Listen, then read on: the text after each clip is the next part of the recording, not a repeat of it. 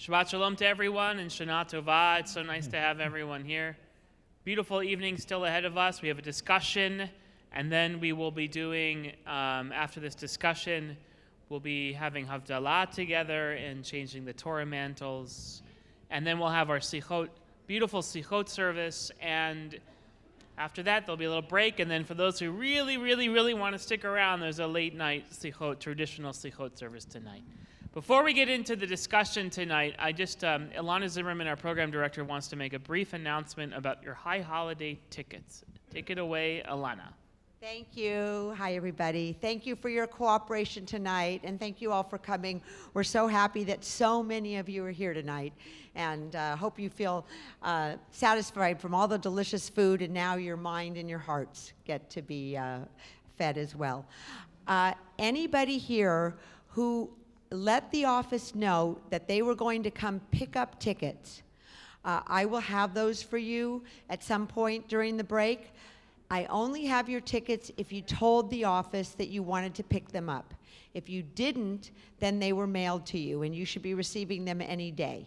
Hopefully not next week, like the week after. You'll get them in the next few days, maybe even today. So really only, raise your hand if you told the office you want to pick up your tickets. Okay. All right. So most of you guys are getting them mailed. Check your mailbox. Thank you very much. Okay, where will you be? I saw 3 people with their hands up, and I'm going to go check in with them. Okay, thank you very much. All right, so high holidays are coming, as you can see, and logistics are quite crazy. We're preparing the entire campus for thousands and thousands and thousands of all of us gathering together over these wonderful days. Just because I have your attention, I just want to reiterate a couple of policies that are new this year so that everyone remembers. Because of the heightened security situation we find ourselves in, all of the tickets must have your name, and you must bring an ID with the same name that is on those tickets. You will not be permitted onto campus if you have a ticket that doesn't match your face and your name. That is new this year. So please, when you come with a picture ID of some sort that has your name, and that name must match the name on the ticket. If you're having an issue, meaning that you didn't fill out the form correctly, or you're worried about that, or you review your tickets in the next couple of days, and the names that are on the tickets don't match your name, please contact the office immediately so that we can rectify the situation so that you will not have a problem when you come on campus. Secondly, there are new security apparatuses that are being put in place for the holidays. There will be a new pavilion, temporary pavilion erected in the parking lot behind us that will include a security line and metal detectors. So that means please don't bring any extra stuff with you to shul that you might have in your tallis bag or your purse. It's just not worth it. Bring the things that you need, and just bear with us and be patient with us as we process everyone onto campus. The reason for that, very simply, is because we want to create an environment where no one has to worry about security while they're on campus. So we've hardened our security again, both in terms of the ticketing and in terms of the security pavilion. So please just bear with us. Just know that we will try to get everyone here on campus as quickly as possible. It's really, really great idea to come maybe a little earlier this year than you have come in the past, so you can make it in. And you won't have a problem, because if everyone comes exactly at the same time, there will be lines. So it's a rabbi ever making a case for coming earlier to shul. Come early to shul, not for the sermon or for the shofar or for the appeal. Come early because you're worried about security. Let's see, maybe that will actually work. So please come for that. Bobby, I saw a question. Did you have a specific question about tickets? That is a general question or a question for you?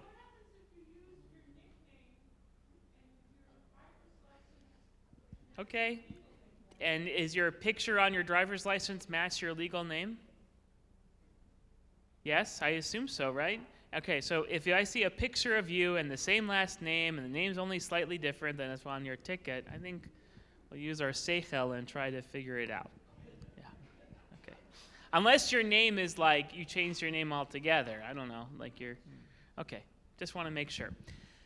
All right, so thank you everyone for coming this evening. For those of you who joined us for the film earlier, thank you for being with us. I hope you had enough to eat. Of course, there's always more to eat.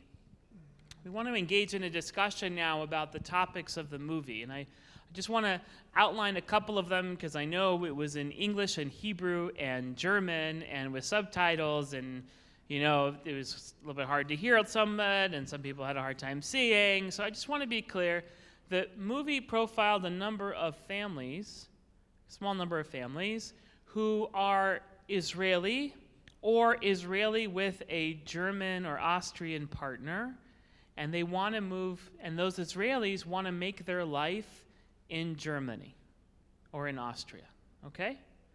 And the conversations that they were having, which began with personal decisions as to what are we going to do and how are we going to make our lives, as with all good family conversations, spiraled to larger conversations about perpetrators and victims, about history, about memory, and about where we're going in the future. I just want to lay out one more thing. For those of you who weren't quite sure about the blonde woman and the brunette, the blonde woman and the brunette are a couple. That might be new for some of you. Okay. Oh, okay. The blonde woman is an Israeli whose grandfather you saw sitting there. And the woman who is brunette, her grandfather was a perpetrator. That last scene was in her attic, opening up the box, looking at her grandfather's SS uniform. Okay? Everyone's starting to understand now. And so when she is sitting with her grandfather, and she asks the question, when I go back and I tell them I'm an Israeli, he makes the joke that no one will believe you because you're blonde. And what makes it doubly funny is that the woman then says next to her, but they'll believe me. But the truth is that because she's not blonde, but the truth is she's not even Jewish. She's a German descended from an SS officer. She's American German, and speaking Hebrew, right, and German. So the whole point, right, it's all very, that also speaks to the sort of global citizenship idea of, you know, how there's so many languages. I mean, if you just saw each of the vignettes, they would wander from English to Hebrew to German mid-sentence sometimes, and that's because of that's one of the things we'll bring up is about this mixing of identities. So anyway, the reason why that vignette at the end was so touching, at least so poignant, was that the woman who is blonde is Israeli, the woman who is brunette is not, right? And one is a descendant of a victim, one is a descendant of a perpetrator. And the reason why that one moment is so powerful is because the Germans would assume the roles would be the opposite as they actually are, and that's what they were bringing up. So I just wanted to bring that. That's that's one of the twists of the movie, and then of course the imagery of the trains, both the model trains, the small trains, the big trains. I'm just pointing out those little moments to set the stage for what we're going to talk about tonight, which is the deep work of memory, of lifting up different narratives, and of the idea of, are we at a point where this next generation is ready to forgive? And that's why we're here tonight, because we're beginning the holiday season of forgiveness, and it's worth asking that question. So we are very lucky tonight to have a nice new friend of our congregation, but not a new person to LA, Richard Campbell, who is here. Richard was born in LA, but from 1956 to 2009, 2009, he worked and lived in Germany, in Berlin specifically. He was the archivist at one point for the U.S. Embassy, and was there when Checkpoint Charlie was created, and he was there when Checkpoint Charlie was taken down, when the wall was taken down. He returned to Germany in 2014, you said? I returned 2015. 2015. And again in 2018. And again in 2018, thank you for that. And he serves also, he's done a number of, as a tour guide, but most importantly, his work in the U.S. Embassy, at least in my opinion, was an archivist. And his job was to go through thousands and thousands and thousands of documents from the war period. And so he's going to join us tonight. So please welcome Richard Campbell to the Valley Beth Shalom Bima. What we're going to do is we're going to kind of structure this conversation into three parts. The first is to learn more about Richard. Then we're going to turn to the film and ask the questions of the film. And then we're going to turn to this most important question. And then we'll have time for all of us to ask questions. Okay, so Richard, thank you so much for coming tonight. Well, thank you for the invitation. I'd like to begin just by asking you to tell a little bit about your history, your story, how you got to Berlin, and why you stayed, more importantly. Let me begin by dedicating this evening to my maternal grandparents and family, whom I never met because they were murdered by the Germans in 1942. And when I decided indirectly to go to Germany was in 1955. I had just finished my graduate studies at the University of Utah, which is not necessarily an institution where Jews attend school. And the only reason I chose the university at that time is because they offered me a full scholarship.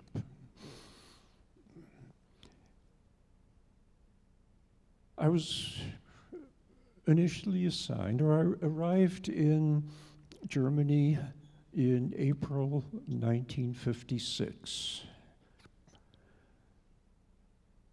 A horrible time of the year, but also an interesting point in early post-war Germany.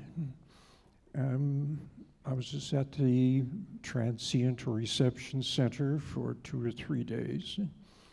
And my first impression of Europe, Germany, was it's gray. There's a lot of rubble.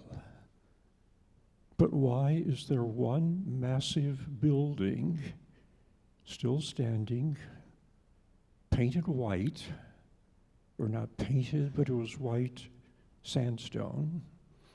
How did that survive World War II? No scratches, nothing. That was the former I.G. Farben building. Perhaps you're familiar with that name, I.G. Farben, which is now a 3rd Armored Division and United States Army, Frankfurt, their headquarters, a building that we requisitioned. I was in Frankfurt just for a couple of days before I boarded a train to go to my first posting, which was in Stuttgart, Germany. Short train ride of 3 hours. I was in Stuttgart for roughly 2 years, and then I had my second posting in Hamburg, Germany, where I also remained for 2 years. And my third posting was in West Berlin with the U.S. mission. We didn't have an embassy in Berlin, but a mission. And originally I was in cultural affairs. And then the chief of mission asked me one day if I would prefer working with him at the mission, get out of cultural affairs, and move into the political section. I'm not a politician. I'm a historian, an archivist, educator, a young man looking forward to becoming a conductor, because I studied music, studied conducting, was the assistant director of the opera workshop at the university.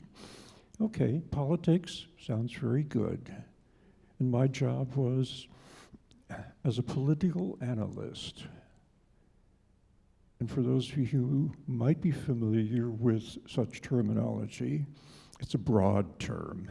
You can think about all kinds of things that a political analyst will be doing, everything from espionage to writing memoranda.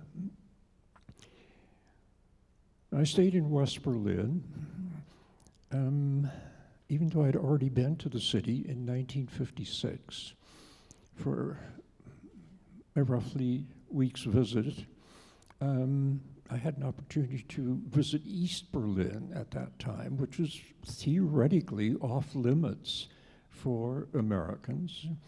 But I just took the S-Bahn, the public transportation system, which was forbidden for Americans to use that system because it went into East Berlin and beneath East Berlin. I didn't care. I'm just one of those individuals who really doesn't follow regulations that much. So I went into East Berlin, looked around, saw what was there, came back to West Berlin, traveled from there back to West Germany, returned to Berlin later. I'm going to have to try and cut this introduction very short because the more I talk about what I did and what I didn't do, I could go on for perhaps 2 or 3 days, going through all of the details of roughly 55 years in Germany. And I don't want to bore you with all of that.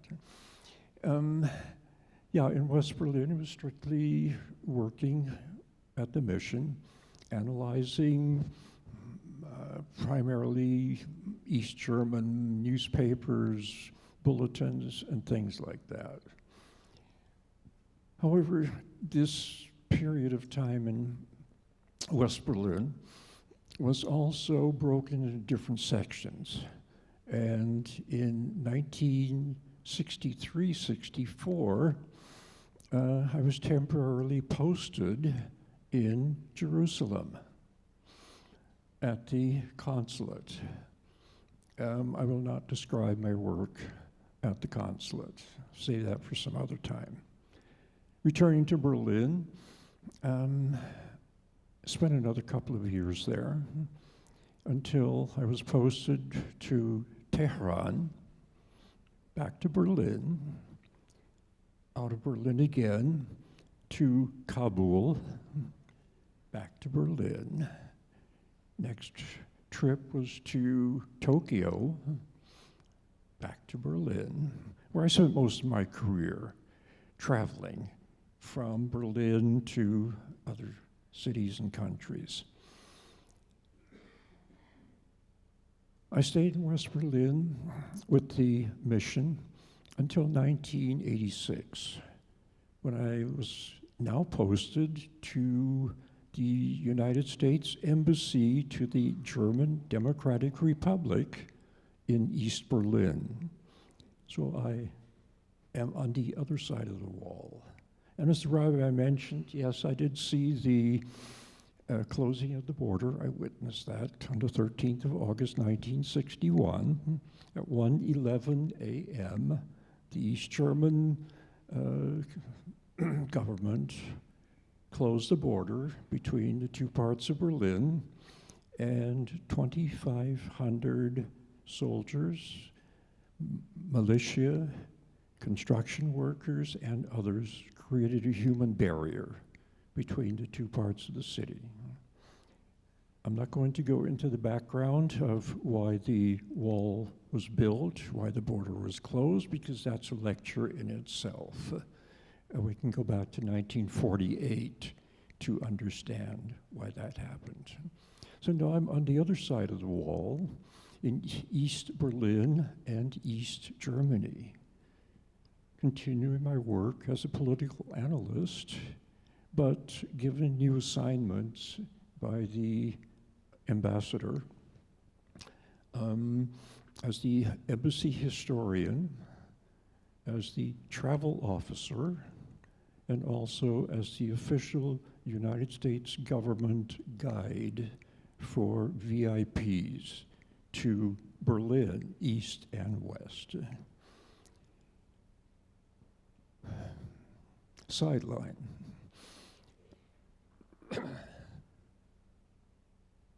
At the end of this film that we saw, here are these two women opening a large box, a trunk, and finding a Wehrmacht uniform. I had this similar experience in 1956. I was invited to dinner by the family of my secretary in Stuttgart.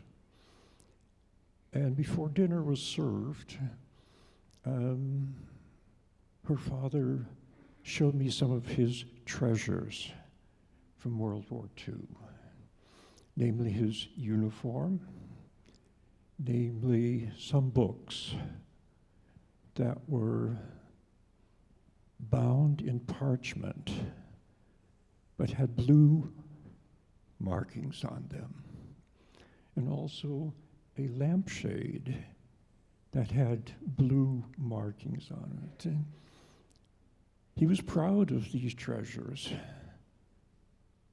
I wasn't quite sure exactly what he was showing me.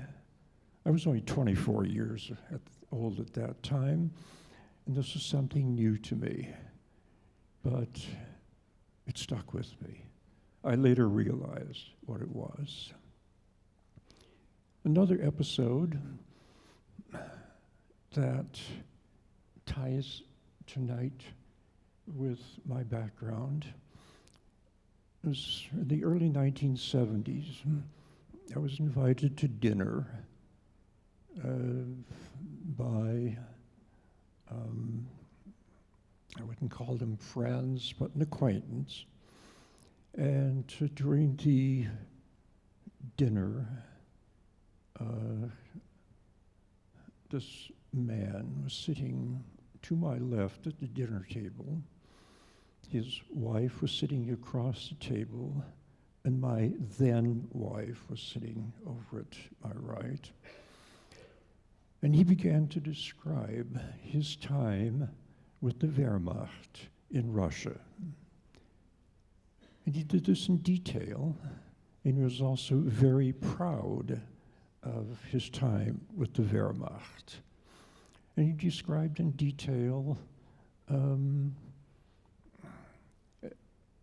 the time that he spent in a small Russian village, and he mentioned near Vitebsk, in case you're familiar with that, in Belarus, and how the Jews in that village in November 1941 were taken from their residences and forced into a ghetto that did not exist until that time. And then late January, the order was handed down to eliminate the ghetto. And on the 29th of January, 1942, 1,800 Jews of this small town were herded into a pigsty and a barn. The barn was machine gunned and set ablaze. This is where my parents, my grandparents, and my family ended. I left the dinner table at that point after he mentioned all of this, and I sat down outside the dinner table, the dining room, and I was struck by this manner of his telling the story, that he was proud of this, that afterwards he and the other soldiers went to the empty houses, took all the valuables, and set everything ablaze that they didn't need. He didn't call these people humans. They were vermin, Jewish vermin. I don't know whether he was a Nazi or not, because I differentiate between the term Nazi and Germans. This is why I say my family was killed by Germans, because not every German was a Nazi. That affected me, and I began to go beneath the surface and try to learn more about Germany's background. And during my posting between West and East Berlin, I was assigned to the Berlin Document Center, State Department administered repository of 40 million documents from the Nazi era. My primary job was to recatalog, prepare for microfilming the roughly 500,000 files of the Reich Chamber of Culture, music, theater, architecture, press, radio. And recently I was in conversation with a friend of mine in Chicago who spent 3 weeks with me in Germany last year. And during our telephone conversation, Peter is his name, he was asking me about a book that he was reading that dealt with the SS and the death squads. And my response was, Peter, I haven't read that book yet, but I've always had the SS behind my back, because my office in a bunker that was originally part of Hermann Göring's Air Force outside of downtown Berlin. I was in a room, my office's room, 6 by 8 feet, and the entire wall behind me were SS files. I joked about this. I had the SS in my back.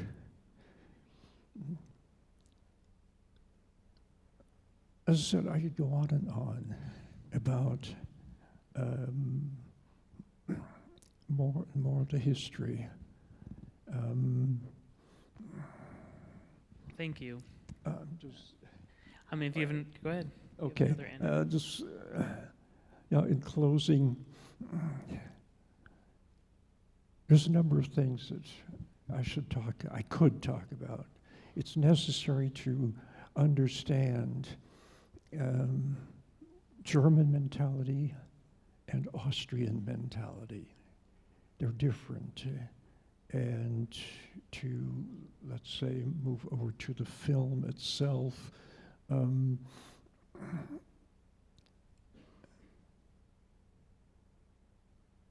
I've seen the film twice, and there are things that perhaps we'll talk about later.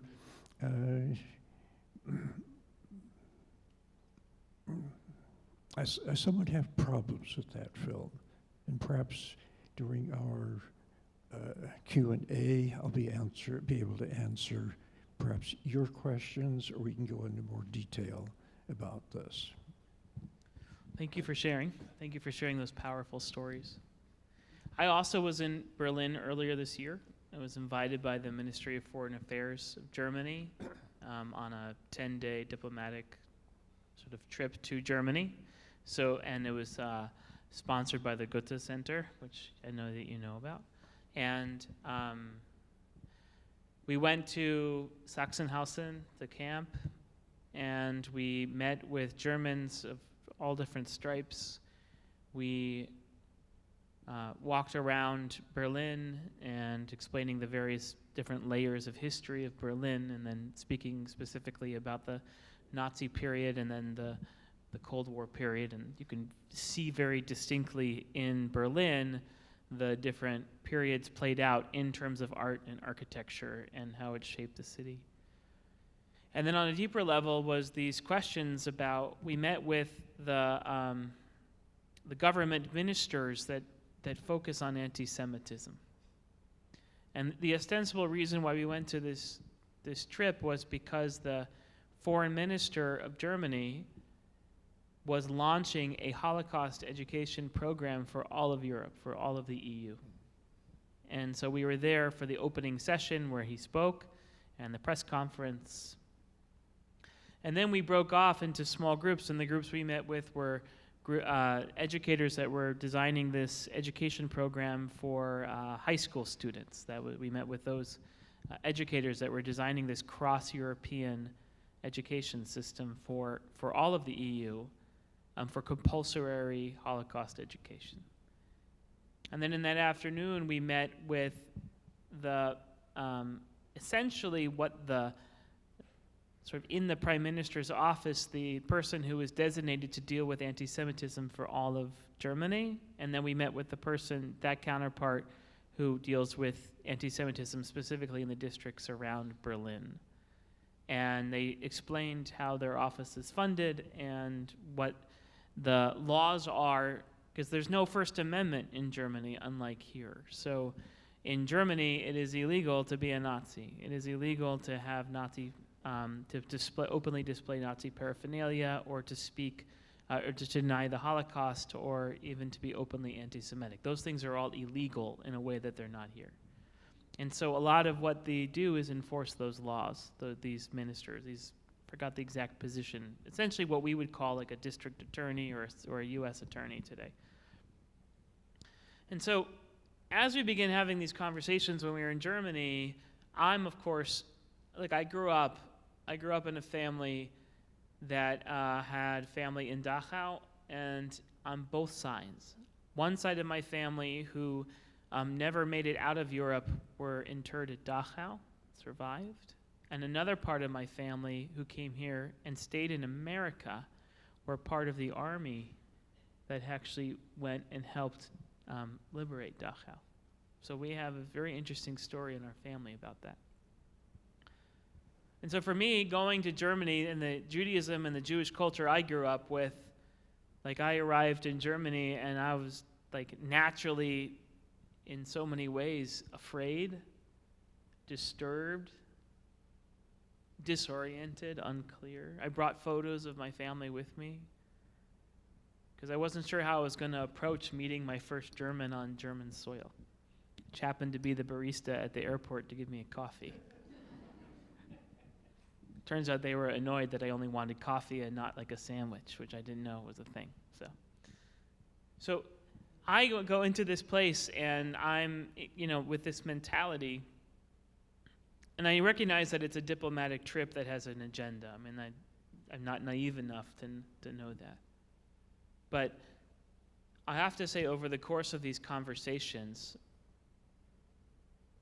I got this really interesting sense of this self-reflection in German culture about the Holocaust, the victimization and murder of Jewish people and others too, in a way that I was more struck with and never expected, because I never learned about that from my Jewish parents and from my Hebrew school experience. And so that leads me to the film, right, and to your experiences too, about getting to a place where we see Israelis, especially that one couple, wanting to live in Germany and asking these very deep questions of how you deal with the historical memory of being either a perpetrator or a victim. And with now 80 years since the beginning of World War II, can we enter a new era? And when I was thinking about this, I realized that 80 years is a very important number, because 80 years since World War II, and World War II was 80 years since the Civil War. So that means that when Poland was invaded, there were Americans living in America who remembered the Civil War. I just found that really fascinating. So when we think, World War II feels like a long time ago, but not really a long time ago, then we think about the Civil War and what that meant to Americans at the dawn of World War II. And now, 80 years later, when we're in our position, how much has time expanded or contracted through memory, and are we now living in a place where never forget isn't just a commandment for us to does never forget also mean never forgive? And I don't know the answer to that, and that's one of the reasons why we're here tonight. So tell me a little bit about the film and your impression about these couples and deciding. I know you have differences between Austria and Germany, but just these ideas of moving back to a culture which seems, at least as the film portrayed it, ready to accept them in Europe again.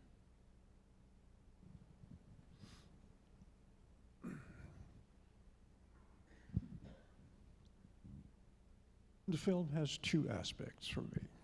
One, we have the survivors and their grandchildren who are Austrian, and the grandchildren decide to immigrate to Austria. The grandparents visit them later, but still reflect on their past in Austria.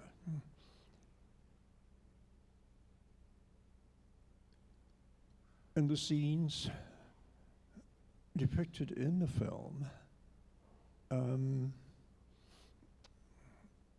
for me,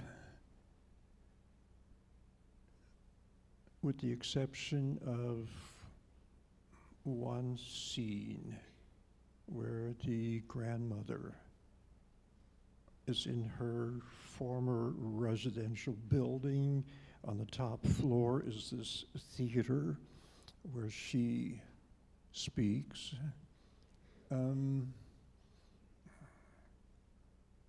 There's very little recollection of the past, of what the grandparents experienced.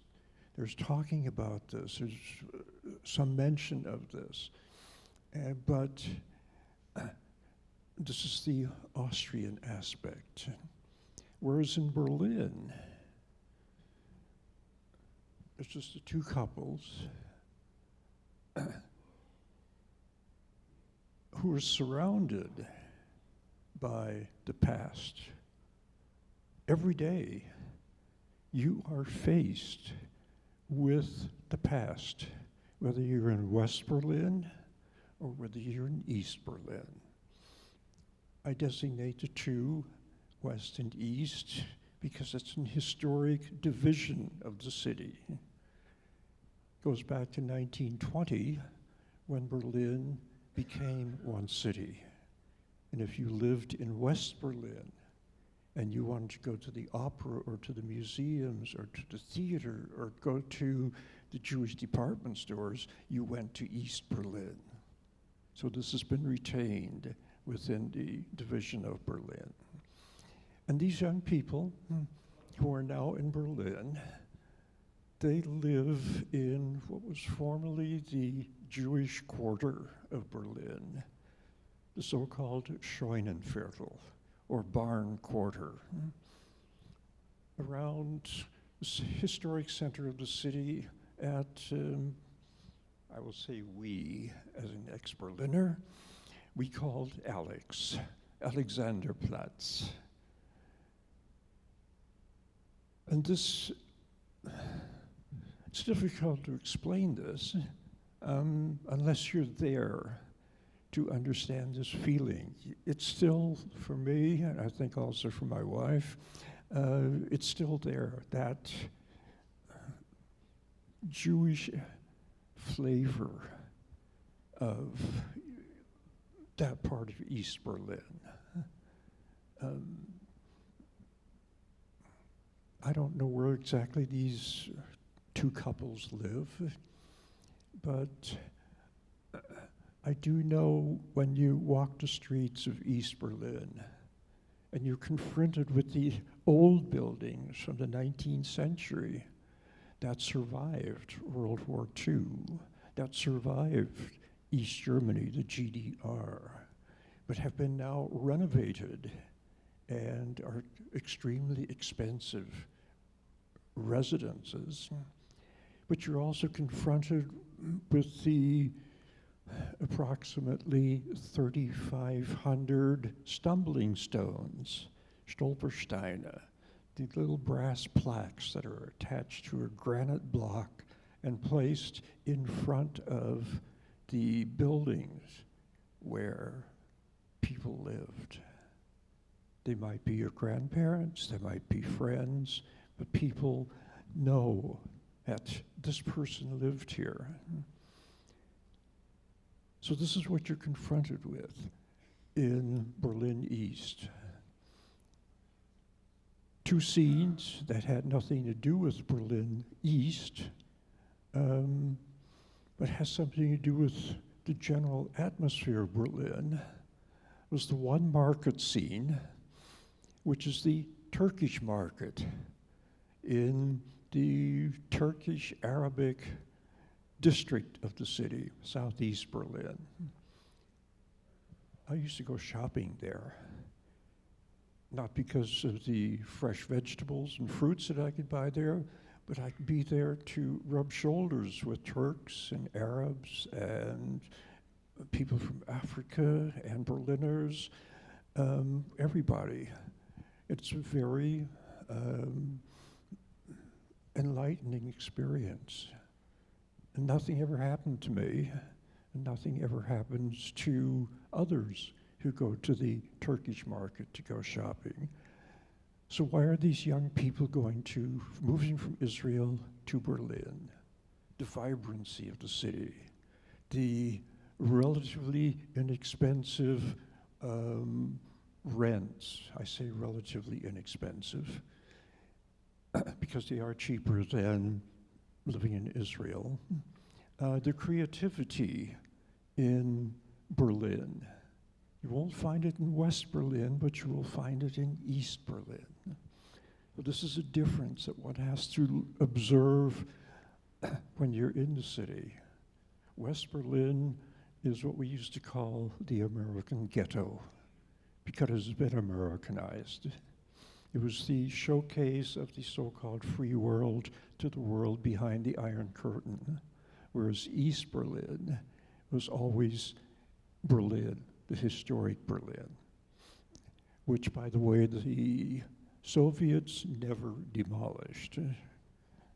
But that's a different story. It's a different lecture that deals with the Cold War. Yeah, this is why the younger generation are going to East Berlin, because it offers a lot more than just being in Vienna or elsewhere in Austro-Germany. They can live in East Berlin, they do their thing, and everybody enjoys this. They're being welcomed. About 15,000 Israelis now live in Berlin, majority in East Berlin, where they are accepted. It's a fascinating. When I was walking around Berlin, the areas we were walking in were going to be places where we would naturally encounter Israelis or Jews, and like Hebrew, like every restaurant I was in, Hebrew was. I heard someone either at the bar or at the coffee, drinking coffee or something, speaking Hebrew. It was fascinating to me. It's like completely disorientating, right? Because it's not what I grew up with. It's not what I expected. And you're right, Israel is not a cheap place to live. It really isn't. And they're working on it, all I can say. But Berlin is a very vibrant city. One of the things I wanted to bring up, though, is about this memory culture and how Germans remember the Nazi period and how they remember the Holocaust. And there is this very interesting sort of double energy happening. On the one hand, Holocaust education is absolutely mandatory. Every student has to learn about it. Every student in Germany who's in a German school has to go to a concentration camp. They usually go two or three times at different grades at different ages. That's number one. Number two, you talked about the stumbling stones, which are names of Jews and where they used to live. Like there's thousands of them. I think there's like 65,000 of them now. You have the memorial to the Jews murdered in Europe, which is this huge. It's the size of 4 football fields, about 5 acres. And there are 2,711 rectangles built at differing heights. And if you stand on the street, it just kind of looks kind of like this field. And then as you wander into it, the way it's been designed is you actually go down and you become, as you taught me, it's based on the experience of getting lost in a cornfield. You know you cannot, if you're inside of it, you cannot see outside of it. You are lost. And everyone looks like every other one.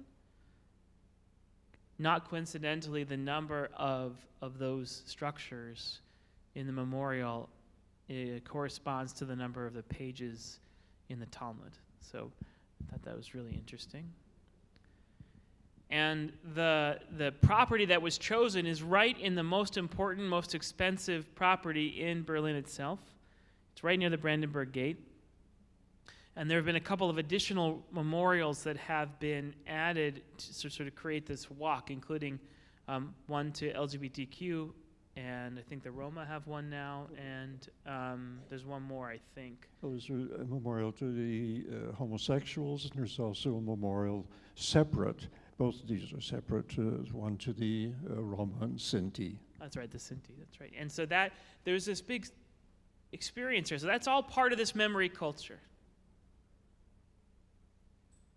And then on the other hand, there's this other part of this memory culture that I experienced, which is sometimes memory leads to guilt, deep sense of guilt and shame. Until the 3rd and 4th generation. We saw in the movie, right, was one woman saying, I'm tired of being portrayed and living my life as a perpetrator when she herself never did that or experienced that because she wasn't. And so that shame is what they carry with us. I was in Dresden and I met this 10th grader, this young woman. We had a whole presentation with them at this very beautiful school. And her presentation to us in English, this is their best of their best, their leadership of the school. She comes and she explains that her living history project that she did was to discover the story of the girl's room in which she lives, who was a 10th grader when she was taken out of her home, the home in which this girl lives, as part of the Holocaust. And she started explaining that she spent her entire year in her 10th grade learning about what she did and whether or not this girl survived, which she did. But she survived by doing the most debased things a human being can do in order to survive the war, but she survived the war. And she's explaining this to me, and then over the break, we had a little coffee break, and I was sitting next to her, and I was speaking to her in English because she has good English, and I wanted to learn more about her, and she never met a Jew before. She only studied Jews, but she's never met a Jew. And that's the other part of this, is that the Jews in Germany are a little bit like unicorns. We're very special, very rare, very delicate. To be protected.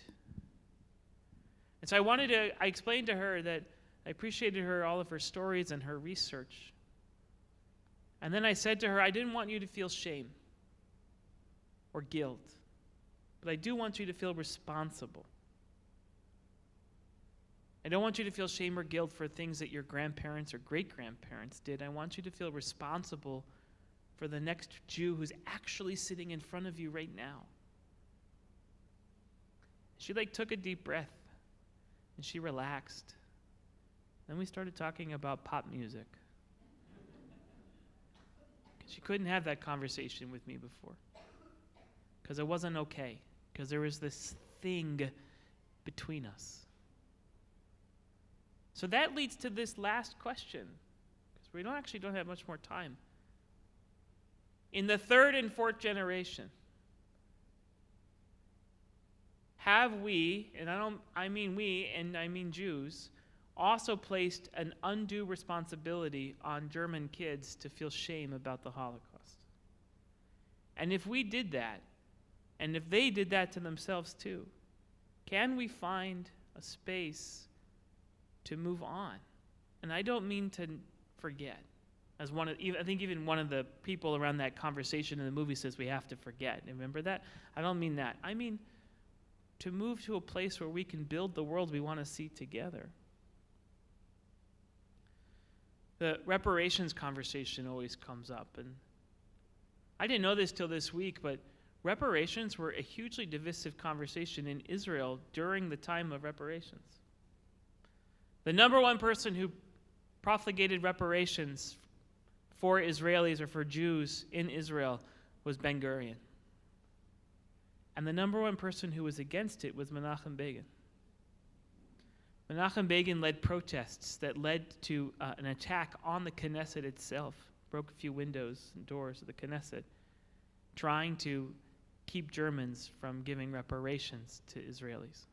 And the reason for that is because they didn't want to devalue the life of a Jew from Europe. How much is my grandmother worth? But Ben-Gurion had a different view, which is this is how we can move on. Not only do we get material benefit, we have to figure out a way of moving on. And the truth is that the German reparations for Jews and for Israel after World War II was the first voluntary reparations program of any European country in the history of the world. After World War I, reparations were required. They were mandated. It was like the Allies won and then made Germany foot the bill. Reparations was the bill for losing. This was a voluntary reparations created an opening when it came along with this memory culture to change the zeitgeist in Germany, at least on the broadest sense, not with every single person, as you've mentioned. So we don't have a lot of time, and I know this is a raw subject. So the first thing I want to just say is a gratitude for all of you for spending some time with us and maybe going to a place in your heart that's really uncomfortable. And we want to open up a chance for you to ask one or two questions. I don't know who's got do we have a mic? No. Okay. We need a mic in order to do that. Ask questions of me or ask questions of Richard, who's an expert. Yeah, that's fine. You call the person and I'll hand the mic.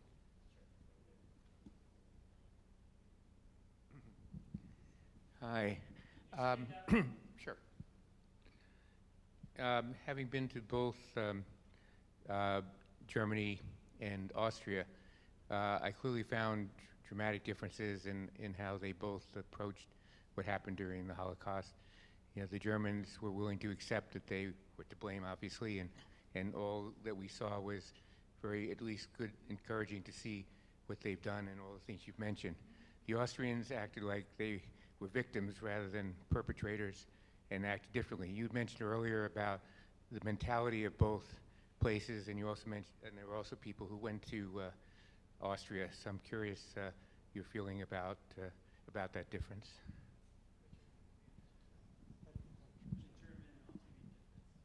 The difference in German and Austria, it's a mentality. Austrians are more, I would say, Southeast European, where Germans are Northern. They're very reserved. They're not open to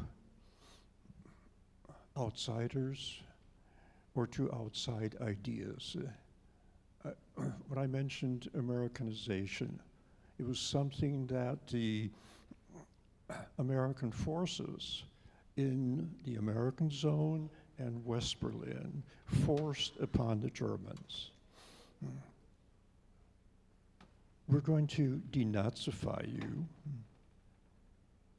superficially, but the people who were the mayors and the governing bodies in the American towns, or the towns in the American zone of Germany, the same people overnight changed from being Nazis to wrapping themselves in the American flag. So this is a mentality situation that I experienced meeting old and new Gestapo members. There is a new Gestapo in Germany today. And that was told to me directly to my face. We're the old Gestapo. These are the guys who were in their 50s. And this is the new Gestapo, the guys who are in their 30s and 40s, doing exactly the same work under a different level. So this is a difference. In Austria, I never experienced that. I've only been to Austria. I've spent my time in Austria basically as a tourist or doing research at the university library. But my interaction with many Austrians has always been, I would say, superficial. They're nice to your face. They're very friendly, but I don't know about behind my back. And I'm not going to talk about the SS behind my back. Right here. Let each of you just ask a question. This is all we have time for. So Mine is rather a statement. we're not doing statements, we're doing questions. Sorry. Thank you. Another time. I think you should know that Ilan and I have a daughter living in East Berlin on Alexandra Platz, married to her Spanish husband. And she's lived in Berlin for 7 years and Germany a total of 9 years. Nope. Oh, all right. Here, let me give him a question. Go ahead. No. Didn't you have one? Mine is I'm a child survivor, one of the 25% that survived in Holland. I was in graduate school, and I was introduced to a student named Jürgen Hinze. He was a theoretical chemist, I was a physical chemist. We were put together, and his shame was his father was a member of the SS. My question was, this is fairly new this is in the early 60s, and I was still pretty wounded. What do you do in that case? I had to work with him. He had guilt feelings which were awful. His father did not survive, which is probably lucky for him. But I still have problems with it. And my question to you is really, what do you do about that? I'm not getting that acoustically. Do you want? The question is, for example, when you meet face to face with someone who is a representative of the perpetrators, right? Someone who has deep shame, as we just heard. What do you do with those feelings, given that you're a Jew and that you have family who was murdered in the Holocaust, or you yourself are a survivor? How do you deal with these heavy, dark, intense, polarizing feelings? In 30 seconds or less. Yeah, 30 seconds, okay. A very serious question. How did I deal with all of this? Through my work with the US government and also my work as a Holocaust researcher, Jewish Germany, Nazi Germany, I was forced to create a Teflon coating. That was the only way I could actually survive. Don't let it get to you, because if you do, you're not going to be able to survive and do any of this work. And this work, especially Holocaust education, taking people, dozens, hundreds of people, on tours of Berlin, Jewish Berlin, spending days visiting a concentration camp or various concentration camps. Yes, it's the only way to survive. It's the only way I could have survived, by creating this Teflon coating, not letting it get to me personally. But it started to get to me shortly before I left Berlin in 2009. I was having difficulty doing the concentration camp tours and talking about the same thing over and over and over again. In the back of my mind, I'm thinking about my grandparents and their siblings. And it was starting to break me down. Well, thank you. Richard, thank you for coming tonight. Can we give him, please, a round of applause? Thank you for being here. Thank you to all of you who have come tonight. We're beginning the penitential season, the season of forgiveness, the season of reflection. We could all rise together. We're going to make Havdalah together, sing together to end this beautiful Shabbat together. As we bring in the Sifrei Torah from our main sanctuary, as we change the mantles from this year of love and joy to this season of repentance and forgiveness.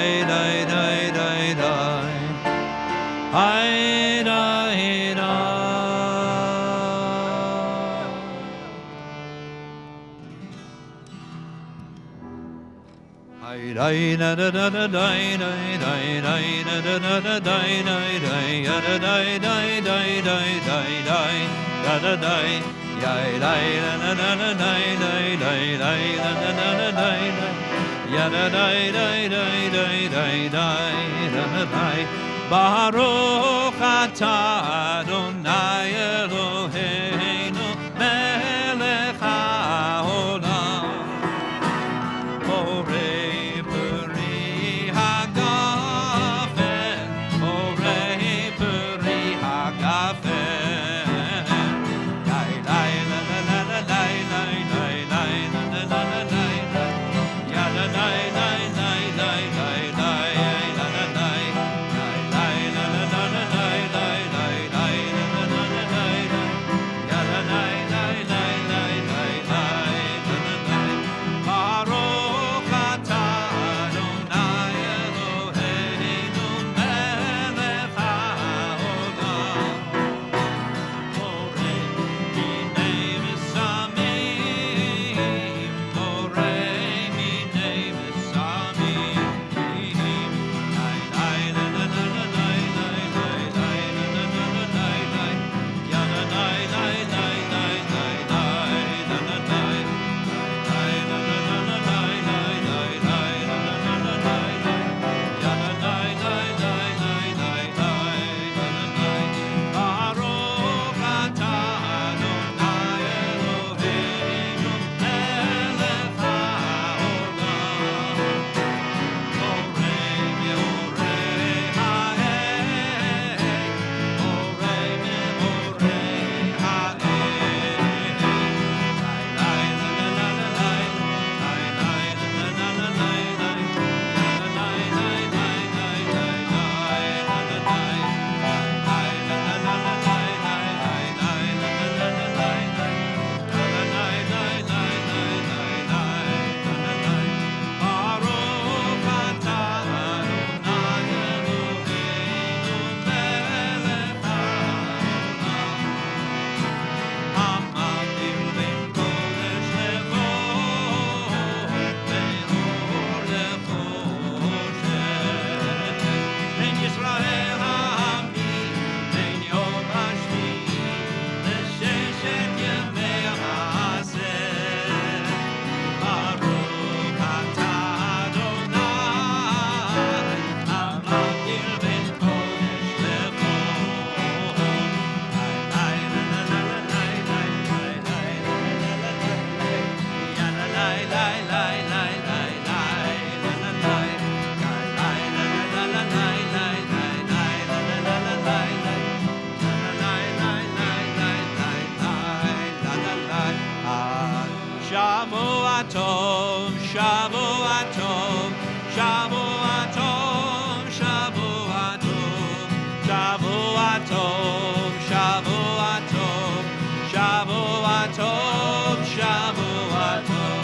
Eliyahu hanavi, Eliyahu hatishbi, Eliyahu, Eliyahu, Eliyahu hagiladi.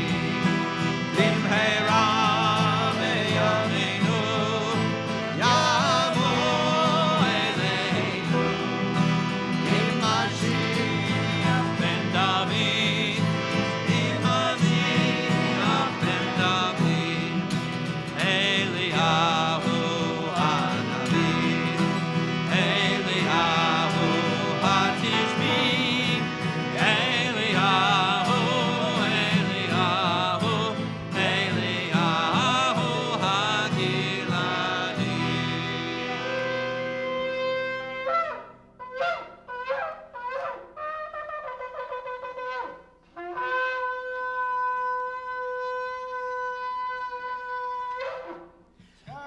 Ose shalom bimroma, O yase shalom aleinu, ve'al kol Yisrael, ve'al kol yoshvei tevel, ve'imru amen. Ose shalom bimroma, O yase shalom aleinu, ve'al kol Yisrael, tevel ve'imru amen. Hey, ay la la la la, ya la la la la, ya la la la la, ya la la la la la la, ay la la la la, ay la la la la, ya la la la la, ya la la la la la la.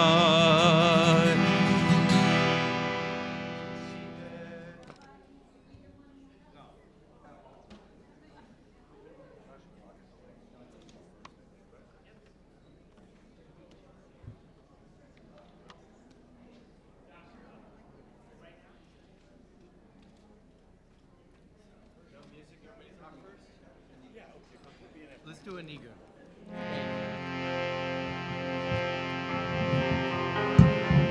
Please sing with me. Here we go. Yum biddy biddy bye. Yum biddy biddy bye. Ay, ay, ay, ay. Everybody go. Yum biddy biddy bye. Yum biddy biddy bye. Okay, let's do that again. Again. Yum biddy biddy bye. You got it? In the back. Ay, ay, ay, ay. Yum biddy biddy bye. Yum biddy biddy bye. Ay, ay, ay, ay. Leman achai v'reyoi. Leman achai v'reyoi. Adavrana, adavrana. Shalom Bach. Now your part, come on. Yum biddy biddy bye, yum biddy biddy bye. Ay, ay, ay, ay. Yum biddy biddy bye. One more time, last time. Here we go. With all your heart, come on. Yum biddy biddy bye, yum biddy biddy bye. Ay, ay, ay, ay. Yum biddy biddy bye, yum biddy biddy bye. Ay, ay, ay, ay. Yai dai dai dai dai dai. Yai dai dai dai dai dai. Yai dai dai dai dai dai. Dai dai dai. Yai dai dai dai. Yai dai dai dai dai dai. Yai dai dai dai dai dai. Yai dai dai dai dai dai. Da da da dai dai dai dai. Ya da dai dai dai dai. Dai dai. Ya da da da dai dai dai dai dai dai dai dai. Ya da da da dai dai dai dai dai dai dai dai. Ya da da da dai dai dai dai. Da da da dai dai dai dai. Da da da dai da da da dai. Sing with us. Lai dai dai. Dai dai dai. Dai dai dai dai dai dai. Dai dai dai dai dai dai da da dai dai dai dai dai dai. Dai dai dai dai dai. Dai dai dai dai dai dai. Dai dai dai dai dai dai da da da dai dai dai dai. Ya da dai dai dai dai. Dai dai. Ya da da da dai dai dai dai dai dai dai dai. Ya da da da dai dai dai dai dai dai dai dai. Ya da da da dai dai dai dai da da da dai dai dai dai da da da dai da da da dai. Ya dai. Ya da da da dai dai dai dai dai dai dai dai. Ya da da da dai dai dai dai dai dai dai dai. Ya da da da dai dai dai dai da da dai dai dai dai. Ya da da dai.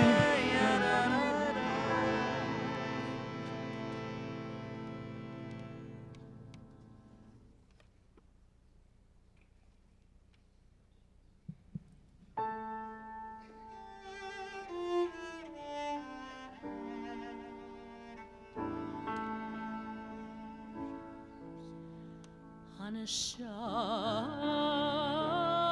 הלך והגוף בו הלך, הנשם הלך והגוף בו הלך,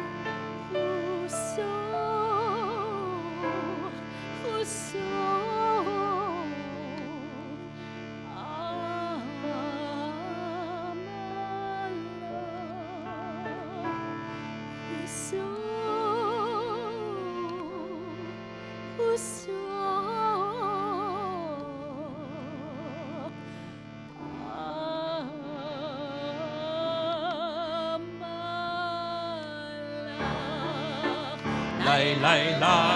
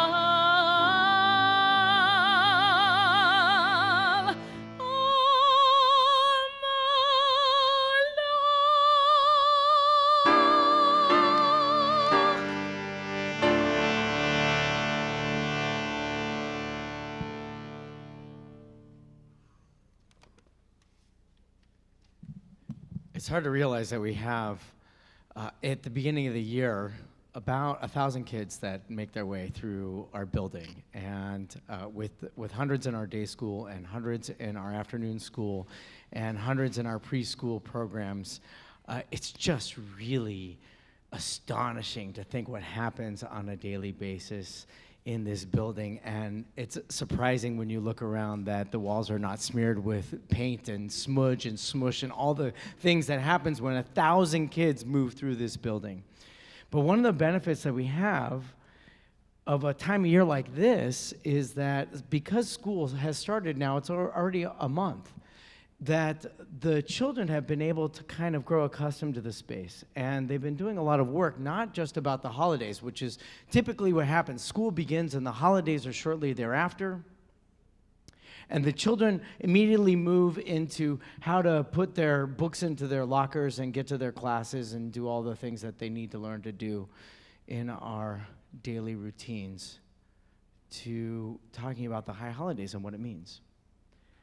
And I have one of these students, and it's kind of bittersweet because this will be the last year that my child will be in one of the formal education programs that she's graduating this year from the 6th grade. And as the 6th grade got to spend a little bit of time, she came home to me one day and she told me what the class was talking about and how they were going to set their charter for their class. So they talked about all the things that they needed to do in order to make their classroom environment productive and safe and respectful and all of these things. And she came home to me and she said, our class was having a debate. They had a debate over one of the values. They couldn't decide whether one of the values in the class was optimism or utility. Now, I thought, first of all, wow, these are brilliant children, and you should be very proud that Valley Beth Shalom Day School graduates such geniuses that go out in the world that can not only articulate optimism and utility, but know what they mean. But the fact that they were having a debate about it as if they were two opposites and one was somehow more prominent or more significant than the other was truly remarkable. So I asked her how she was to figure it out. Now, in good 6th grade fashion, she just kind of smiled and said, you know, whoever cheers the most or whoever has the most energy, that's really how it's going to win its way out in the 6th grade. And I understand that because there's a lot of truth to that in the world. What a beautiful question that they asked. Which one's more important? Which one's more important in a learning environment? To be optimistic? To have a sense of hope? To think that the learning that's taking place in the classroom can literally make a change in the world? That something that has not yet come into being could be created in this learning space with them as students? Was that their most important goal, or was it also an equally valuable goal that the hours of study that they were going to spend together would be to accomplish goals, would be to construct the world not as it ought to be, but to understand how the world is constructed so they can make the most use out of it. Now, eventually, this last week was back to school night, and guess what I saw? Optimism, which made me a little proud because, you know, I'm the optimist in our family as well. But I thought the idea is so important to hold on to. And now, while we have just over a week before the high holidays begin, and this later time of year gives us that opportunity to think about some of these ideas. And also this later time of year is going to bring lots of changes, including the possibility of rain next week. Who would have thunk in Southern California and rain on Rosh Hashanah? Yom Kippur for sure, for those who know. But on Rosh Hashanah, what a blessing we have before us. That's what tonight is all about. It's about this wonderful question. Do we enter these days with optimism or with usefulness? Is the journey through the prayers that we embark upon tonight going to bring us to a place where we envision the world as it might yet be? Or is the task before us to take a good look of the world as it is, to understand it better, and to make most of the usefulness of what this world has provided for us? This is the journey that we take together. And tonight is the beginning. Tonight, the Selichot prayers, which are a journey through what we call in the holidays teshuvah, returning, repentance, recovering, is a kind of creativity. It's a kind of building something, whether it's building with optimism or building with usefulness, that we are particularly focused upon. And we hold on to the words of one of the great rabbis whose words are immortalized, but whose life was taken in the flames of the Shoah. Clonimus Shapira, the Eish Kodesh. And as we hear these words, he says, teshuvah, repentance. This journey that we take is a journey of creativity. When we celebrate Rosh Hashanah, the creation of the world, it is a celebration of creation, and our contribution to that is not to make the world anew. That we relegate to the master of all masters and the sovereign of everything. But through our teshuvah, through our creative journeys of worship and connection, we may yet behold the taste of what the source of creation must have experienced in bringing formation to this world that has been given to us to use with all of its beauty and discover with all of its optimism and all of its possibility what we might yet become, what the world might yet become, what our prayers might yet behold. So tonight, let's take a journey. Let's take a journey through the prayers and count the days. They're very quickly approaching. And each day, ask yourself the questions. What are you creating as Rosh Hashanah begins? Are you creating a world of optimism or usefulness?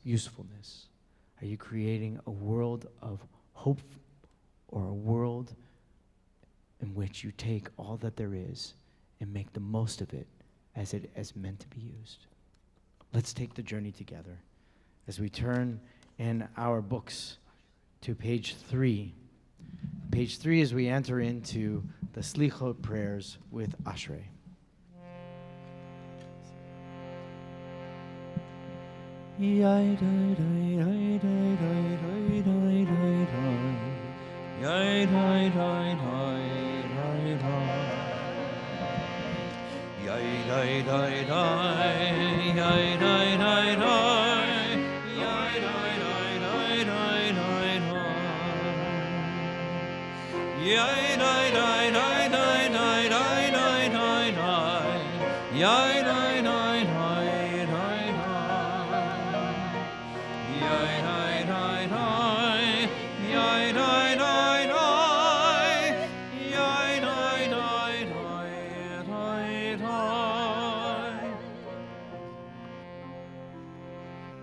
Ashrei Yoshvei Beitecha.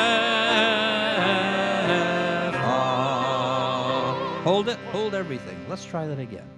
Ashrei Yoshvei Beitecha.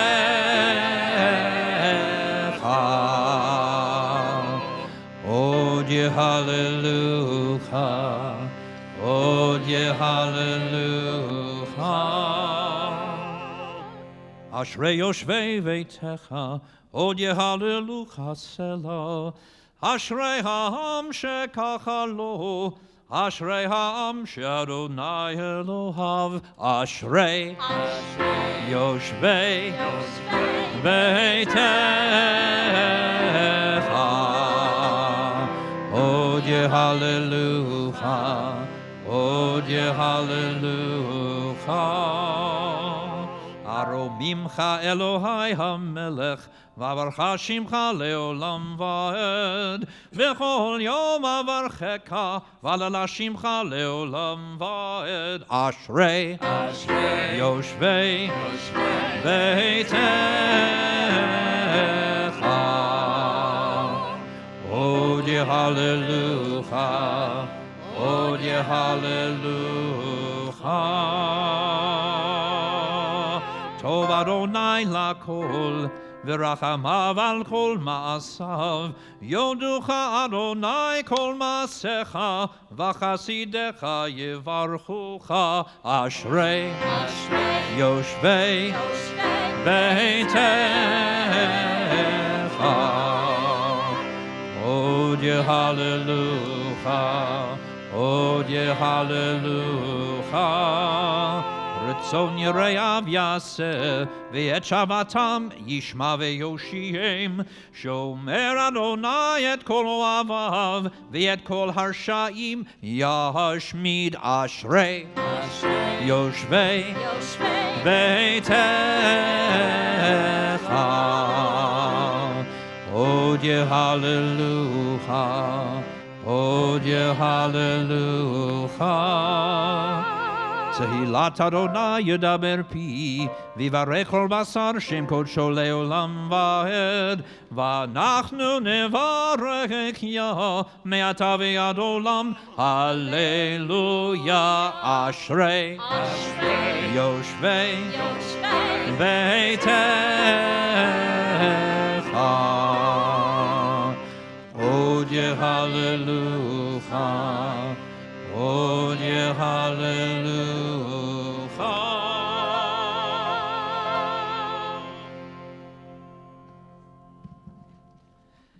The Chatzi Kaddish for Selichot is found on page 5. Please join us. We will repeat this again a couple of times on Rosh Hashanah, but I would like to hear you sing it, okay? This is why I came tonight. Id Gadol Veit Kadash Mei Rabon Ve'olema Divero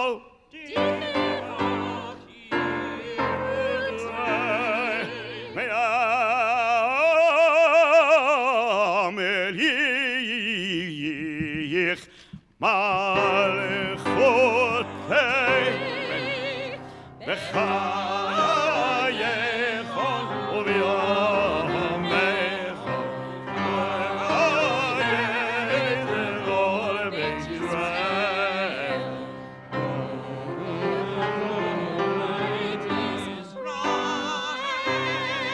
V'gala V'yizman Karim V'yizman Karim V'yizman Karim V'yero Amen Yesh Me'irabon V'borach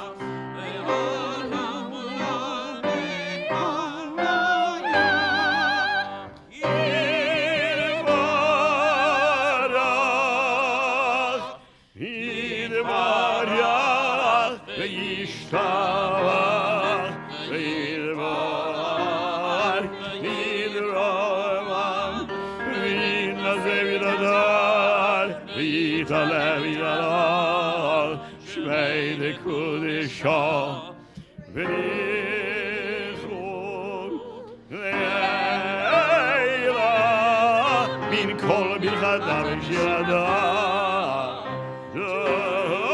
Rekada v'nechemada Tamiram me'olma Miram me'olma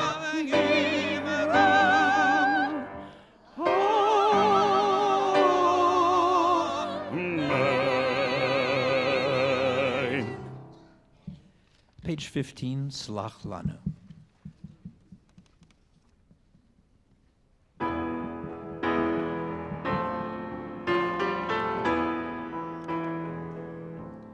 Slach lanu Avinu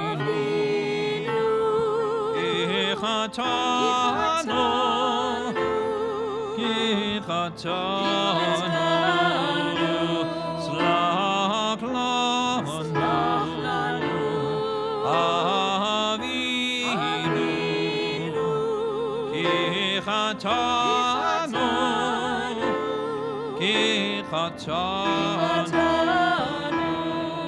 Mechalanu Malkeinu Kichatanu Ki ata Adonai Adonai Tov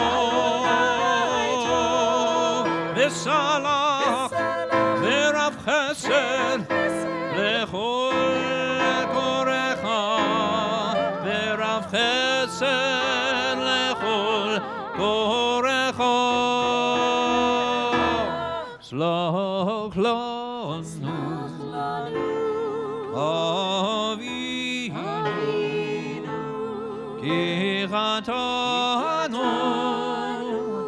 כי חטאנו סלח לנו כי חטאנו כי חטאנו כי חטאנו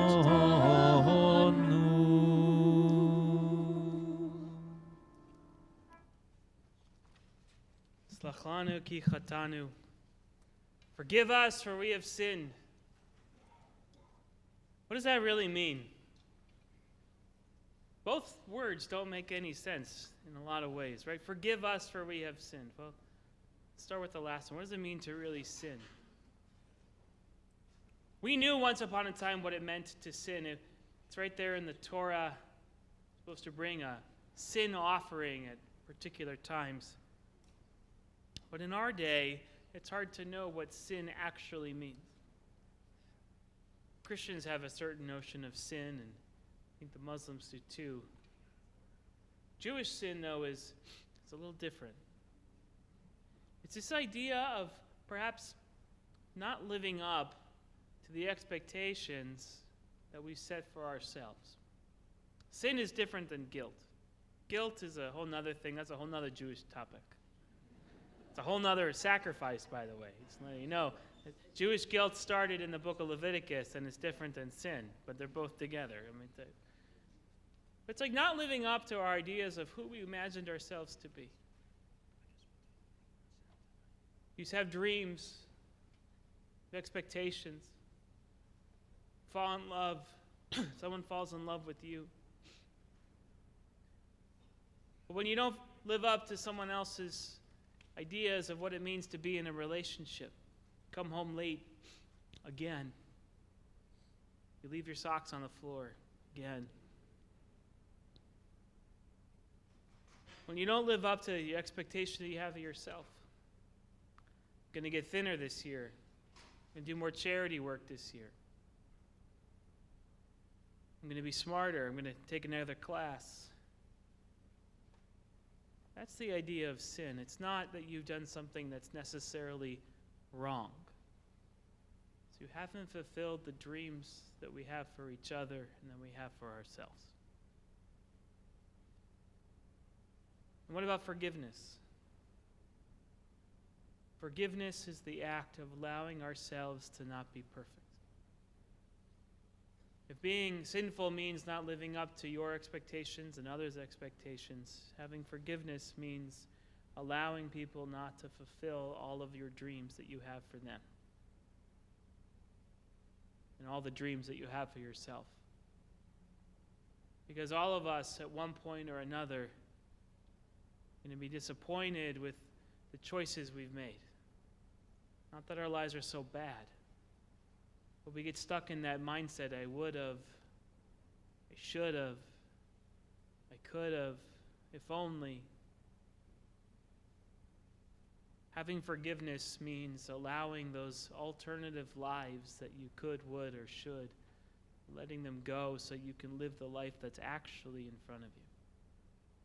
And so when we stand before the Kodesh Baruch Hu and we have this question, forgive us for we have sinned, we're asking God to forgive us so we have the power to forgive each other and to forgive ourselves. To not living up to the world that we've dreamed for ourselves and not living up to the world that God has dreamed for us. So as we go into these holidays, allow yourself to realize that some of your dreams have not been fulfilled. And also give yourself the slack in the rope to give yourself forgiveness for not achieving your dreams. Continue now with our service with Adonai, Adonai, the 13 attributes of God, a God of love, a God of relationship, of compassion, and above all, a God of forgiveness.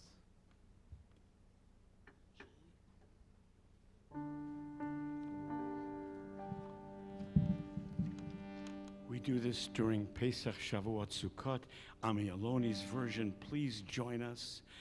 Adonai, Adonai, El Rachum, Vechanun, Erech Hapoyim, V'al Chesed, V'yemet.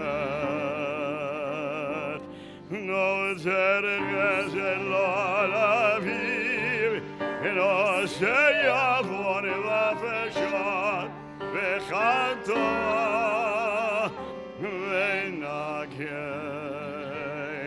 Adonai, Adonai, El Rachum, V'Adon, Erech Hapoyim, V'al Chesed, V'yemet. No Zerech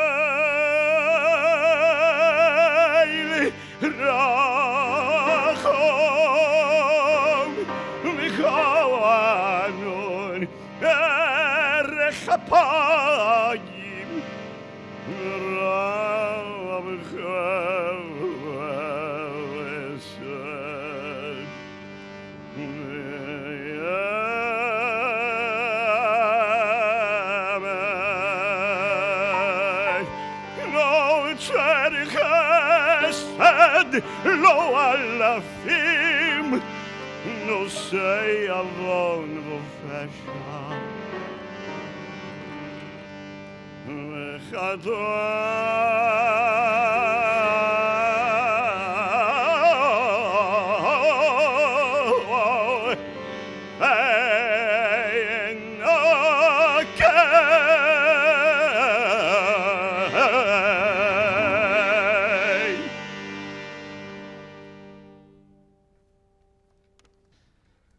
In 1989, on November 9th, something happened. Something changed. It was the fall of the Berlin Wall. And composer Michael Silversher happened to be there that night. And it occurred to him immediately that November 9th was also the night of Kristallnacht, some 51 years earlier. And he was so moved by the things that were similar, the smashing, the excitement, the adrenaline, but on one side was fear, on the other side joy. And so he wrote the following piece. It's called "The World Must End Tonight," the impressions of someone who stood at the wall as it fell, and then wrote this piece.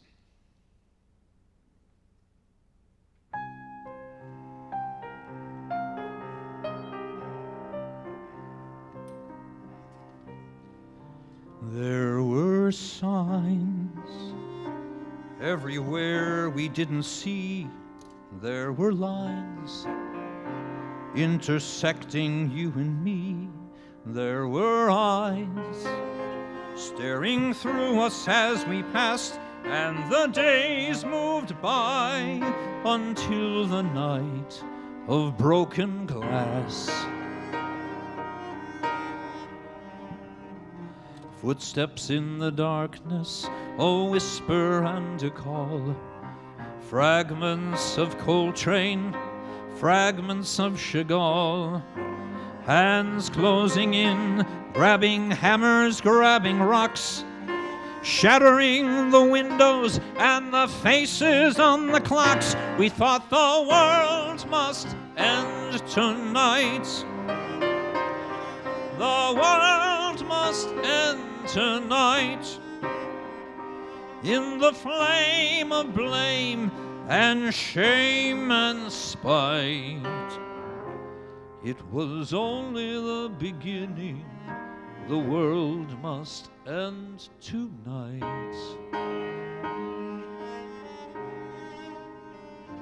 Tonight. And the years drift by like ashes in the sky, from November 9 to November 9.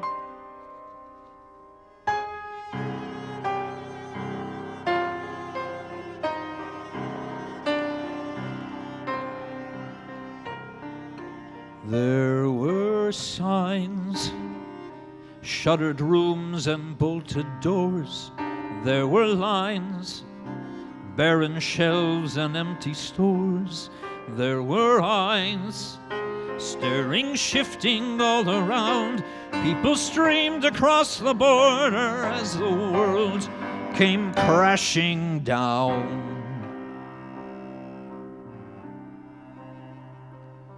A solo saxophonist dancing on the wall, playing like Coltrane, flying like Chagall. The time of perestroika, the time of détente. This is who we are. This is what we want. We thought the world must end tonight. The world must end tonight. We will tear down the wall, tear with all our might. This is only the beginning. The world must end tonight.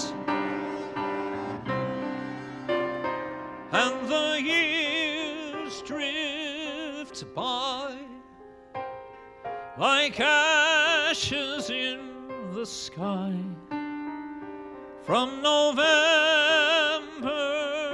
9 to November 9. Knee deep in thunder, hands upon the ancient wall, I stand torn asunder at the wonder of it all. I think the world must end tonight. The world must end tonight. I will fly above the wall, build a bridge of hope and light. This is only the beginning. This is only the beginning, and the world must end tonight. Tonight.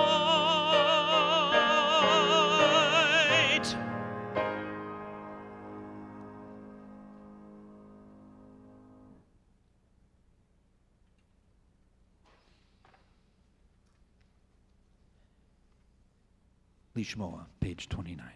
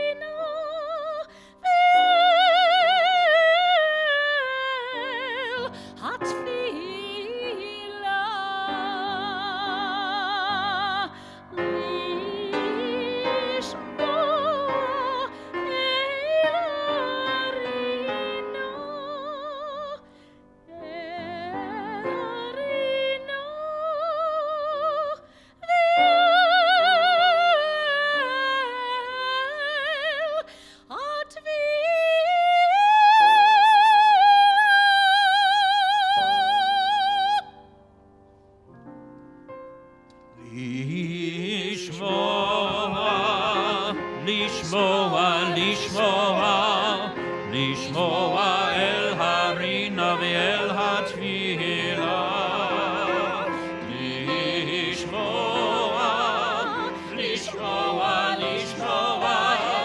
לשמוע אל הרינה ואל התפילה.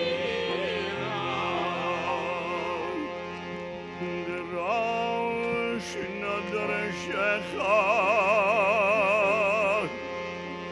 בדבר ורשם מפונך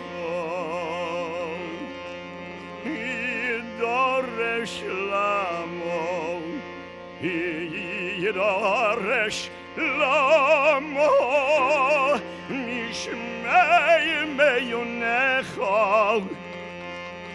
ורשם עבד חינוך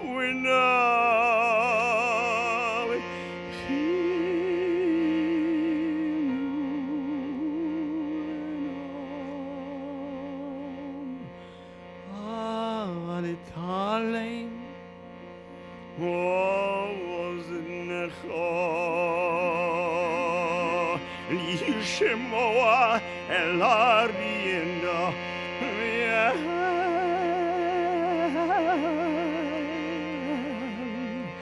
התפילה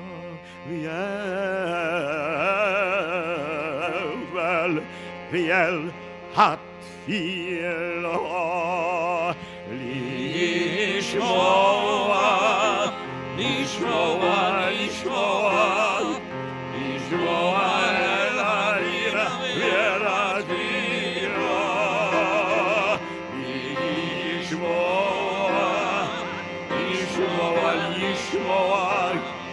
לשמוע אל הרינה ואל התפילה.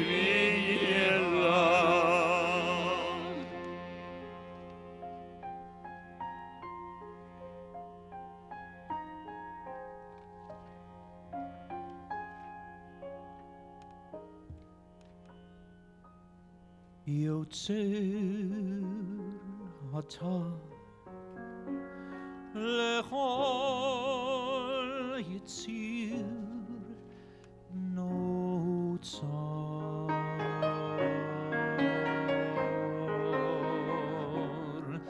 יוצר אתה לכל יציר נוצר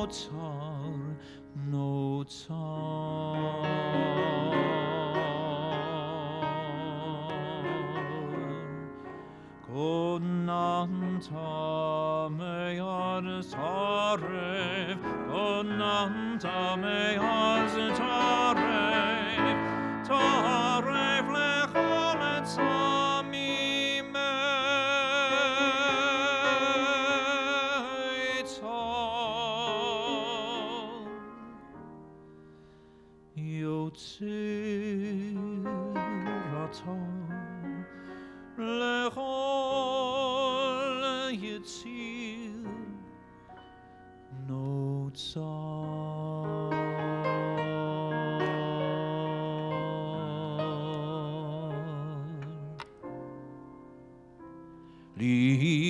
Lishmoa, lishmoa, lishmoa, lishmoa el harina ve'el hatira. Lishmoa, lishmoa, lishmoa, lishmoa el harina ve'el hatira.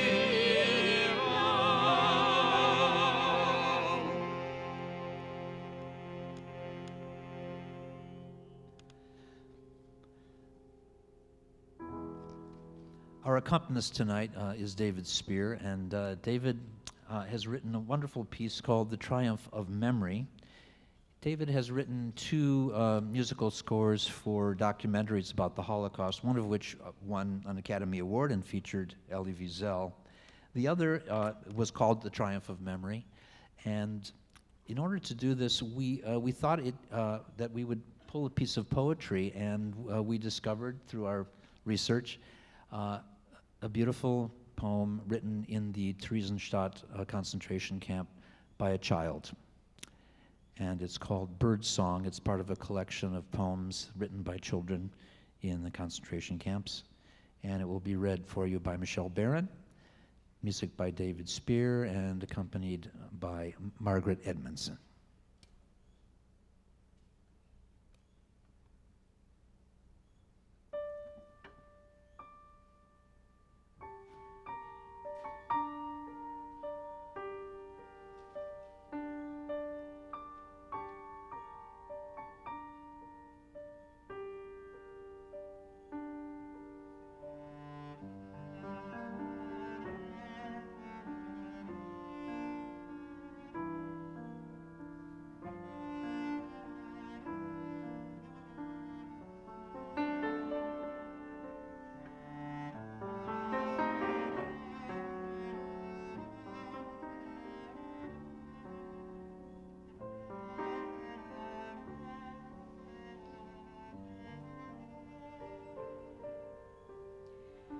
He doesn't know the world at all, who stays in his nest and doesn't go out.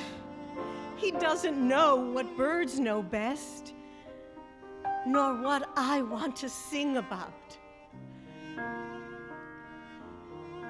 That the world is filled with loveliness.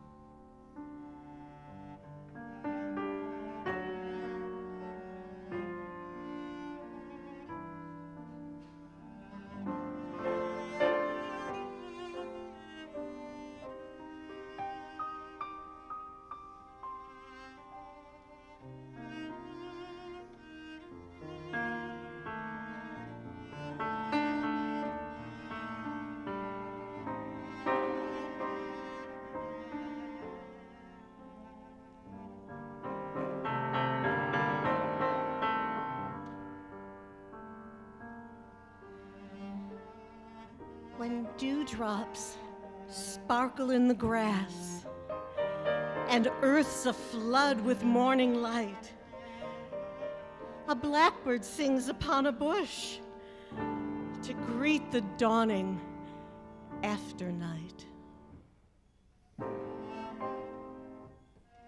Then I know how fine it is to live.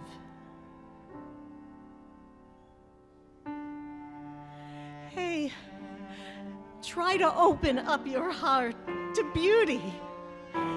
Go to the woods someday and weave a wreath of memory there. Then, if the tears obscure your way, you'll know how wonderful it is to be alive.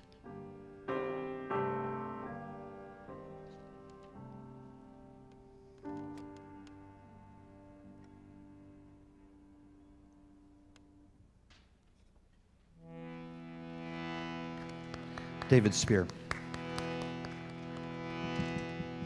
Page 43, Slach Lanu. Sorry, Anenu, sir. My mistake. Anenu Adonai Anenu. Anenu Adonai Anenu. Anenu Eloheinu Anenu.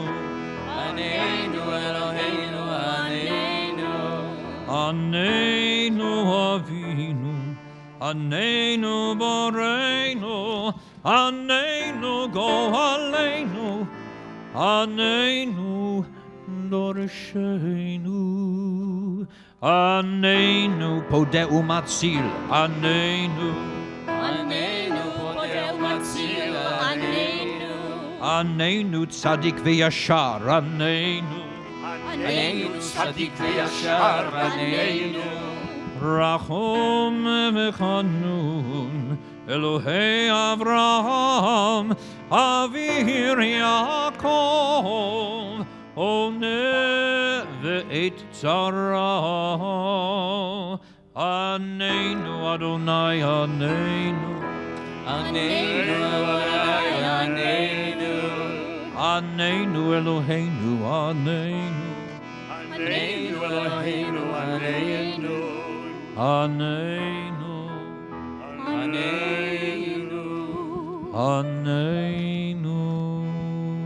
Page 51. Avinu Malkeinu, Avinu Malkeinu, Avinu Malkeinu, Avinu Malkeinu, Avinu Malkeinu, Avinu Malkeinu, Avinu Malkeinu, Roneinu Baneinu, Yein Banu Masin, Asei Imanu, Tzedakah v'chesed, Asei Imanu, Tzedakah v'chesed, ve'hoshienu, Asei Imanu, Tzedakah v'chesed, Asei Imanu, Tzedakah v'chesed, ve'hoshienu. Avinu Malkeinu, Choneinu Aneinu. Avinu Malkeinu, Choneinu Aneinu, Yein Banu Masin.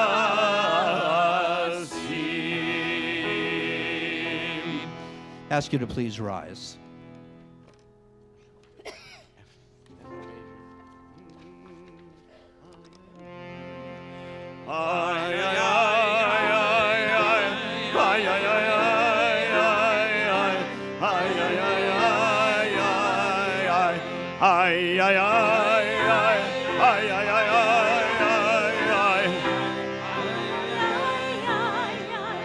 Shamnu, Bagadnu, Gazalnu, Dibarnu Dofi, Evinu, Veirshanu, Zadnu, Chamasnu, Tafalnu Sheker. Ay, ay, ay, ay, ay, ay, ay, ay. Yo Atzlura, Kizavnu, Latznu, Maradnu, Niatznu, Sararnu, Avinu, Pashanu, Tzaranu, Kishinu Orev, Kishinu Orev. Ay, ay, ay, ay, ay, ay, ay, ay, ay, ay, ay, ay, ay, ay. Roshanu, Shichatnu, Tiavinu, Tainu, Titano, Titano. Ay, ay, ay, ay, ay, ay, ay, ay, ay, ay, ay, ay, ay. Avinu Malkeinu, Avinu Malkeinu, Avinu Malkeinu, Aneinu, Aneinu, Avinu Malkeinu, Aneinu, Aneinu, Yein Banu Masin, Asei Imanu, Tzedakah v'chesed, Asei Imanu, Tzedakah v'chesed, ve'hoshienu. Asei Imanu, Asei Imanu, Tzedakah v'chesed, Asei Imanu, Tzedakah v'chesed, ve'hoshienu.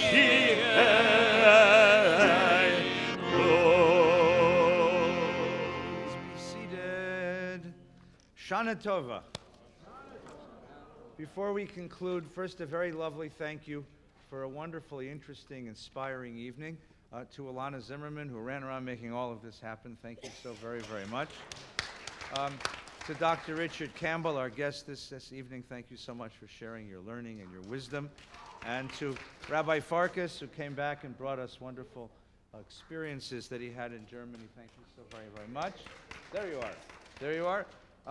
To this wonderful group of performers, musicians, cantors, prayer leaders, to our chazanim, to our cantors, and all of our musicians, thank you so very, very much. And to all of you, and to Michelle, thank you for sharing your wonderful talents. Before we conclude, just a moment before we conclude, the holiday begins in about a week. So please, if you're a member of Valley Beth Shalom, you'll either get the tickets in the mail or you can come pick them up. Okay? If you don't know where your tickets are, call the office and ask them very nicely, and they'll find them for you. Okay? If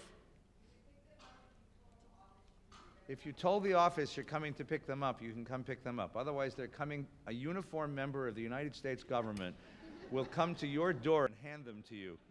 Okay. If anyone's here tonight to pick them up, you're out of luck. Anyway, tonight, if you're a member of another synagogue, please call them in a panic tomorrow morning and tell them you don't know where the heck your tickets are. If you're not a member any place, we would love to have you with us. The service the holiday begins a week from Sunday night, tomorrow night.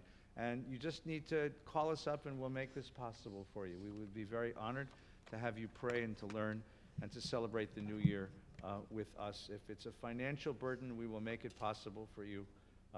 If you're a bazillionaire and looking for a place to launder some zillions of money, we can make that possible as well. We just want to make this a very sweet new year for everyone. For those who are coming to Valley Beth Shalom next week, to the beginning of the holiday, Sunday night there's 2 services at 6 and at 7:30. And then, of course, on Monday and Tuesday, prayer services all over this building. There are going to be many thousands and thousands of people coming to this building. Some of them are patient. What I'm going to ask you to do is to remember, please, because of the security concerns of having such a large group of worshipers together, it is imperative that you bring your ticket with you.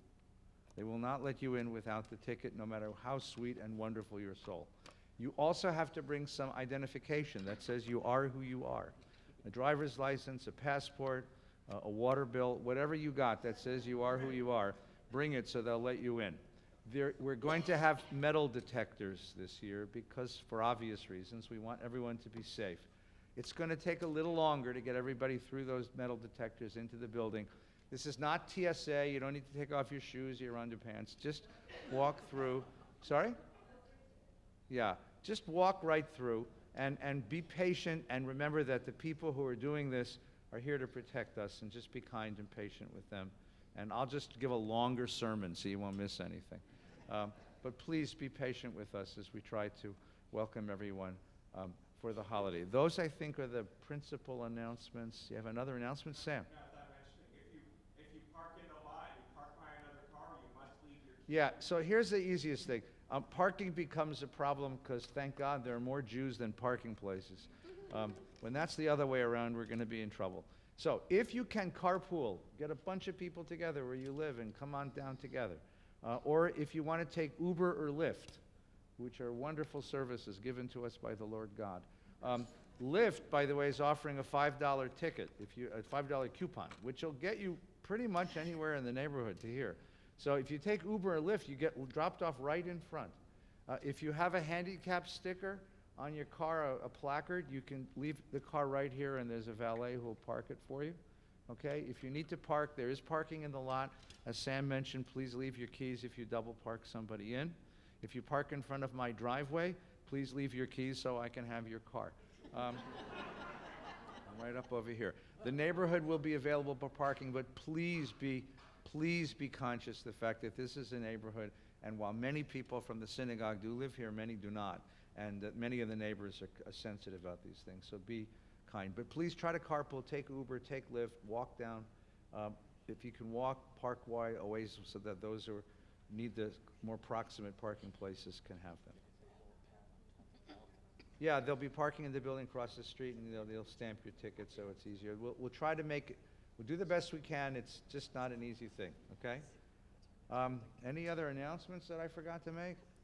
Well, just one last thought before we finish, because the holiday season begins officially tonight. You heard the melodies.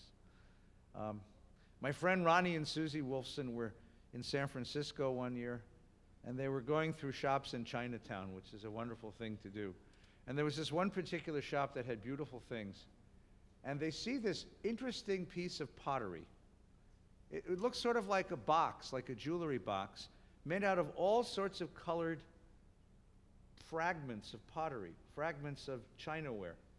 And they asked what it was, and the storekeeper unlocks the cabinet, puts the thing on the table, and he says, "This is called a shard box." "What's a shard box?" He said, "Well, we get a lot of earthquakes in China. And when you get an earthquake, there's no way to protect the family china, to protect the family dishes. They fall out of the cupboard and they smash on the floor. So what you do is you sweep up the pieces and put them in a bag or a box or a basket. And when you have enough pieces, you bring it to an artisan. And there are artisans who have this remarkably special skill of taking all these broken pieces and putting them together into something that is remarkably beautiful. And that's what this is. It's a Chinese shard box. And I think that's a marvelous metaphor. Just a marvelous metaphor to think about. For one thing, it's a marvelous metaphor for the faith that we hold. Here is a people that has walked through history for thousands and thousands of years. And every few generations, we get devastated by an historical earthquake of some sort. Pogrom and persecution and exile. So what do? We sweep up the shards, the broken pieces of the faith that we hold, and we stitch them together into holy books. The Torah, the Talmud, the Siddur, the Machzor, the Haggadah. These are shard boxes, fragments of broken faith, fragments of communities long gone, but kept for us and made precious and beautiful by artisans who understood how precious this is. And I think it's a beautiful metaphor to begin the year with. Because what are we, all of us? What are we but the broken pieces of dreams and hopes and aspirations, some of them fulfilled and many of them not, but still we take all the broken pieces of life and we glue them together and create something very, very beautiful out of them. As you go back over this last year, and that's your homework for the rest of the week, to think about the gifts, the blessings, the opportunities, the challenges, the obstacles, the tragedies of this last year. Gather up all these broken pieces and begin putting them together into something quite beautiful that we might present before the judge, before the Creator on the holiday that is yet to come. Shana Tova, may it be a year of blessing, of wholeness, of sweetness, of goodness, of life, and of peace. Everyone stand up, put the prayer book on the chair, put your arms around each other, gather each other close. We do this as a community of friends, of loving friends. Yai dai dai, dai dai dai, yai dai dai, dai dai dai, yai dai dai, dai dai dai, yai dai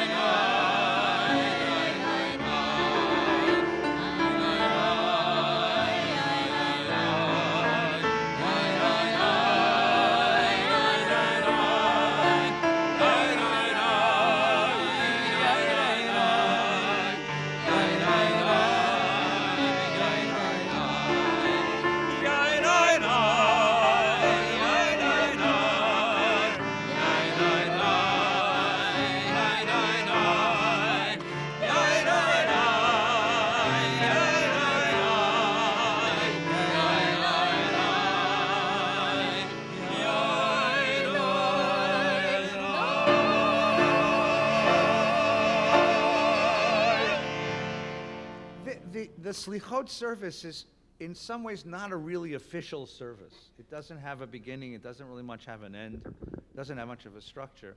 But there's some people who are with us this evening who need to say mourner's Kaddish, which isn't typically part of the service, but we want to give everyone an opportunity to say mourner's Kaddish. So if you just stay where you are for just 1 minute, right, and just gather close, and we hold those friends of ours in our thoughts and our prayers, right, and we remember, let me just, yeah, I have it. Yeah, the Reader's Kaddish is on page 53 if you want to read that, right?